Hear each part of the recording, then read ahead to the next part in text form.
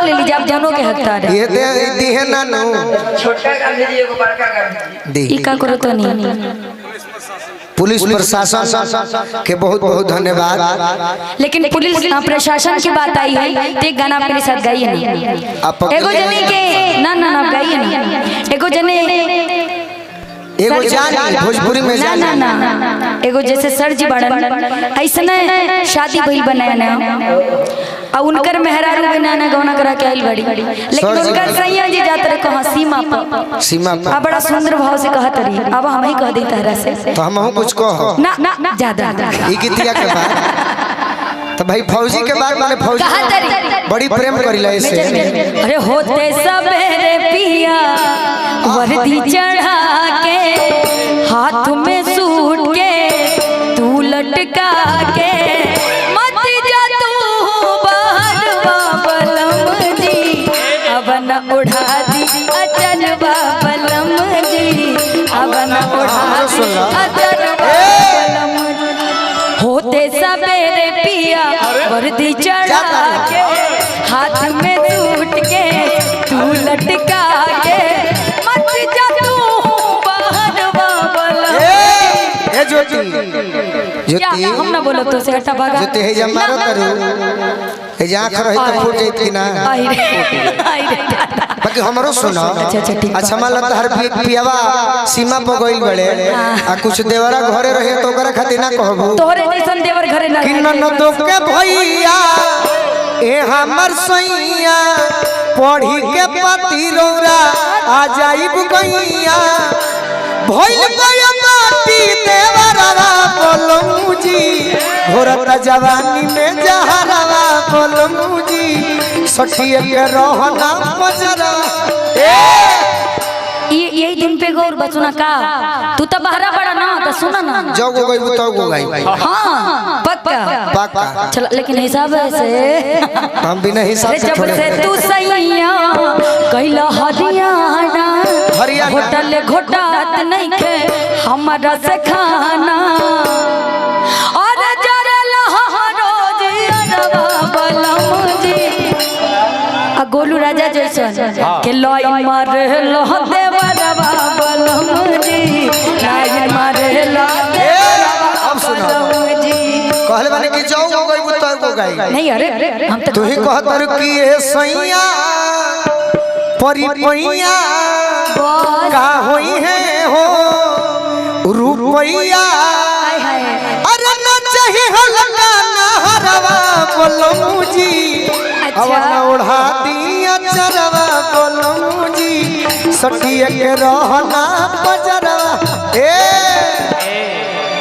जय गो कहबू अरे भौज के नौकरी बा कैसन ई नौकरी अब भले घरे रह के ढोले टोकरी आवो बोलू ना तो फसरी लगाई काहे मोरम मरे मत अरे नहीं तो देवरवे पोचोती रही जाई काहे अब जवाब सब काहे मत पूछो जे बियाह कर कई अपना सैया जी से उदे देवरे के संगे रह जाई कारण बा का जेकर पियावा 10 साल सुना से ना पहले का बा भाव सुनो कारण सुनो ना पहले भाव सुनो कारण ना सुनी भौज के नौकरी बा ई कैसन ह नौकरी बहुत अच्छा नौकरी है राइफल बड़ी काम करे नया नया बियाह भइल बा छोड़ के बाहर जाइबा भले घरे रह के हरे राजा जी ढोले टोकरी हम अगर नहीं जाते ना तो फौज के जवान रहते। सुना ना नहीं सही कहते हैं नौकरी खराब मत कहो। अरे आप भोजपुरी के जवान हैं जी देश के जवान क्या आप अपने शब्दों से देश की सेवा करते हैं ना बाकी सरमान कर ले देखो सब हमरो कुछ लाग जाए ना क्यों मैंने सही बोला ना कि आप शब्दों से अपने देश की सेवा कर रही है। कम बड़ी बात है क्या ये कम बड़ी बात है सर ये सरस्वती सबके भाग्य में नहीं है जो आपके पास है कि भौज के नौकरी बा कैसन नौकरी लगवा भोले घरे रह के ढोले टोकरी काहे हमरा दिलवा पे करेला तुम्हार हो आ तू ही दबाड़ा सैया जिए के आधार हो सही में तोहर धड़ के जियरवा बोलम जी बाकी अवन उड़ा दी अचरवा बलम जिया, जिया। हवन उड़ा दी अचरवा बलम जी हवन उड़ा दी अचरवा बलम जी हवन उड़ा दी अचरवा बलम जी। चुटुर पुटुर बोले लुए डारली लड़ सुटुर सुटुर चुटुर पुटुर बोले लुए डारली लड़ सुटुर सुटुर आ जोन हरी में चल न करे एक मिनट अब तो हमारे का कटब घर नहीं बा कि जोनहरी में चलबा बियाह कला इज्जत से ले चला घरे के जोनहरिए खाली बा बतिया नहीं के सुनत भोला भाई जोनहरी में ले जाए वालन का काम आवारा गर्दी होला आवारा लोग जोनहरी में ले जाला जे असली मर्द होला बियाह करके अपने घरे ले जाला अच्छा लिया जाए तो बोला ना कि चुटुर पुटुर बोले लुए गोरिया बियाह में सुना बोले के पड़ी बोले के हम बोला तनी बियाह हुई जब लगन नियर आई पंडित जी से देखवाई कि लगन कब तो जरूर बा ओकरा पहले तू जोनहरी में जइबा हमरा संगे हमार लगन बेचैन रही तब का कर अरे चलता हटा मना के चुटुर पुटुर बोले लुए गोरिया लड़ सुटुर सुटुर अच्छा आ जोन हरी में चल न करे के आ खूब गुटुर गुटुर जोन हरी में चल न करे के खूब गुटुर और एगो बात कही का पिया लेखा पतरी को मरिया बरगर लेखा गाल चुप रह अब भरेलू चौकड़ी गली में कैसन आ चौमिन लेखा चाल भरेलू चौकड़ी गली में चौमिन ले आवो आवो आवो आवो होई रे होई एगो बड़ा निमन गाना बता रहा ले कहीं हमरो भेगो निमन बा अरे कही उगल बाड़े चंदा मामा आ उगल बा जोरिया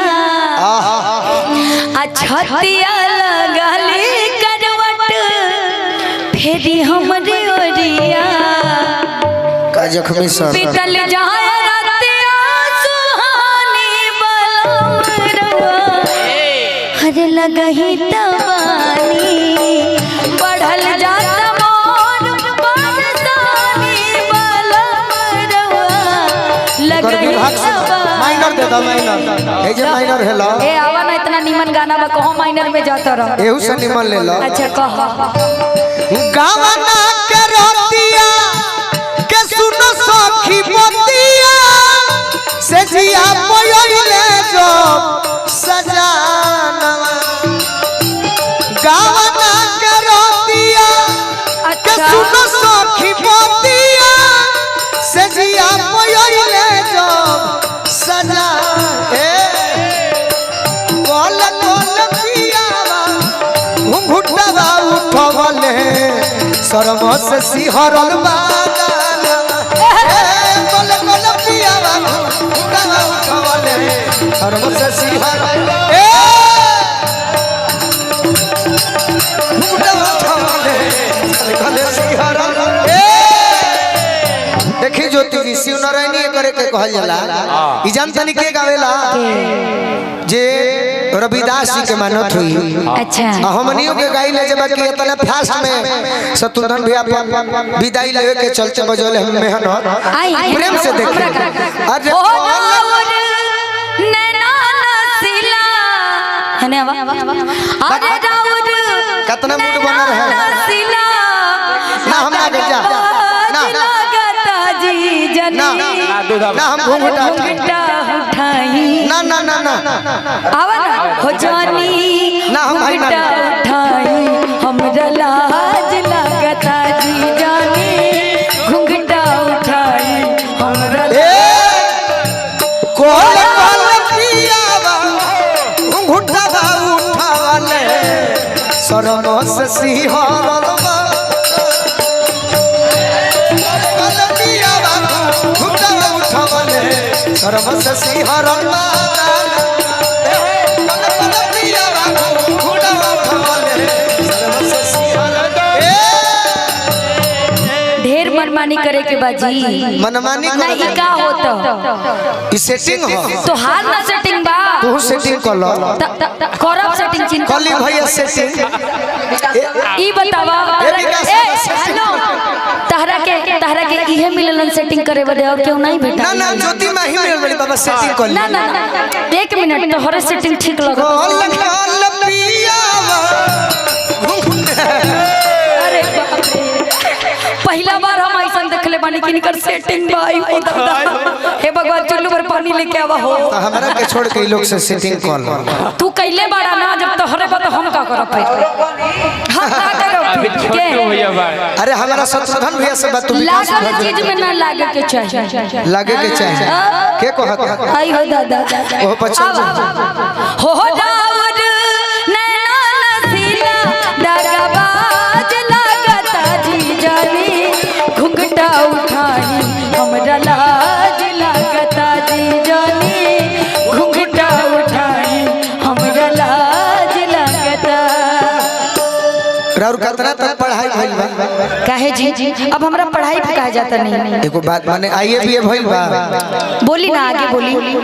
एमए भइल बा, पर्चा बताओ बागेश्वर महाराज जी लिखे तो ऐसे ज्योति जी कहत नहीं यही भोजपुरी का बागेश्वर बड़ा लिख दिया, भोजपुरी का बागेश्वर गोलू अरे एमए कोइलू ज्योति तनियो में कुछ पढ़ा एमए कोइलू ज्योति सुना ना हमरा सुना ए में कैला बाबू ना भाई तू बोला तर तो हम रोकत नहीं रोकत नहीं भाई। अरे यार तो जैसा गाना चल रहा था ना तो हमरा के कह ले तो अच्छा कह ले कहा तोहरो तनी से पेटवा भरिए ए में कोइलू ज्योति अरे तनियो में कुछ पढ़ा अरे जवानी वाली सीढ़ी तनी फान फान चढ़ जवानी वाली सीढ़ी गोरी फान फान चढ़ जवानी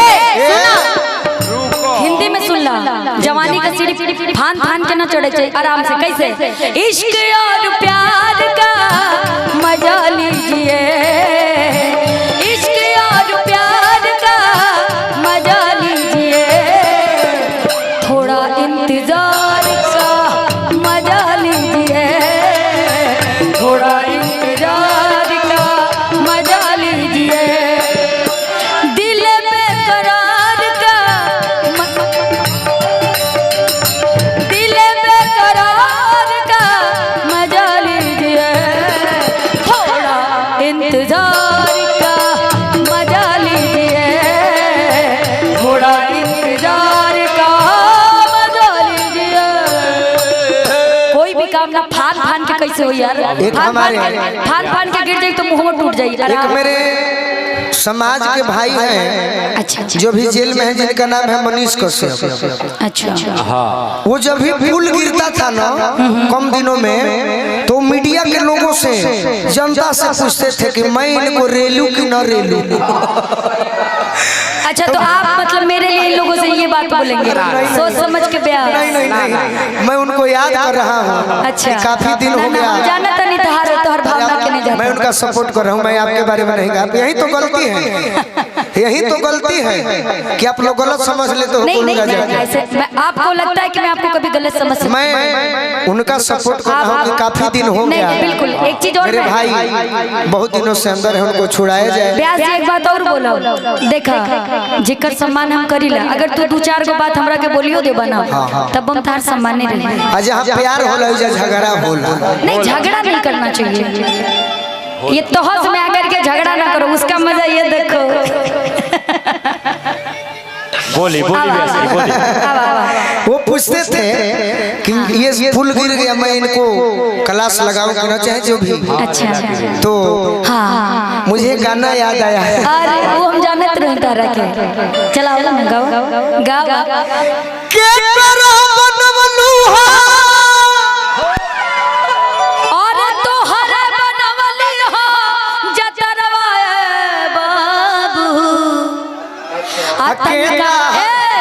तनिका कमे बोला रखा दिलवा पे काबू। जतरवा के जगह पकाओ हमें तनिका बो जतरवा बने में उसे हो जाए केता हर बनल बा भतरवा यही कहबा ना, ये हम कहनी है यारवा ना हो जाई। अरे देखो यारवा ना होई। एक मिनट सुनिए ना, भतार को लोग गलत समझते हैं लेकिन पहले के जमाने में आप प्रमाण भी उठा के देख लीजिए। उसमें भी भरतार शब्द यूज हुआ है, ये सच्चाई है। अरे बगल में- सोचे वाली बात बा। तो हम कहनी हम तैयारवा कहे हम तारा के जाना तनी, तू का कहबा, तू का कहबा, हम तारा के के करो बनवलू हो बोला। अरे मोहनिया ये गोरी। अच्छा के अरे तो कहला सराइल बा ओढ़निया ये गोरी, कहला सराइल बा, कहला सराइल बा सुनो। ओढ़निया ये कहला। आज इनके सुने के तू देख देख के गावा, हम का कहब कि तोहरा बनवले हो अरे मोहनिया ए बाबू। सुना, सिटी तू देखो। देख के गावा, हम बना के गाई कि तोहरा बनवले हो अरे मोहनिया ए बाबू। आ दिलवा पे रखत तनिए कहबू ए बाबू, दिलवे पे रखत तनिए कहबू ए बाबू, दिलवे पे रखा। अब के बस समाइल तोरा दिलवा के अंदर। अरे तोहरा सिवा नहीं केहू। ना ना ना कि के बस समाइल तोरा दिलवा के अंदर। आ गोलुआ रहे कि हवन जखमी जितेंद्र। का करबू हमरा पढ़िए के गावे के पड़ला ज्योति जी। नहीं डाउट लागे झूठ भइल मोर तनिया ये गोरी।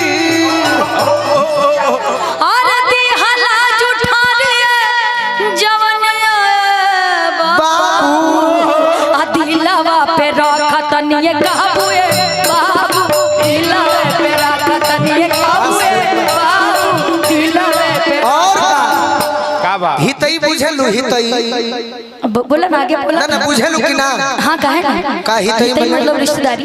हाँ हाँ हिंदी में रिश्तेदारी, अंग्रेजी में रिलेशन, और भोजपुरी में हितई। हितई। अब बताओ कहाँ के रहे कि हितई के हो कि रहेला गाँव के छोरा। और तोहरे जैसन कौनो रहल हो छिछो। आ कौन ताहर दाढ़ी धो के खेलल बाही लोरा। कौन ताहर दाढ़ी धो के खेलल बा। कौन सुगवा के बनलू। का हो अरे सुगनिया ये गोरी। अरे तोहरे बनब हम दुल्हनिया। अरे दुल्हनिया ए बाबू। आ दिलवे पे रखत तनिए कहबू ए बाबू, दिलवे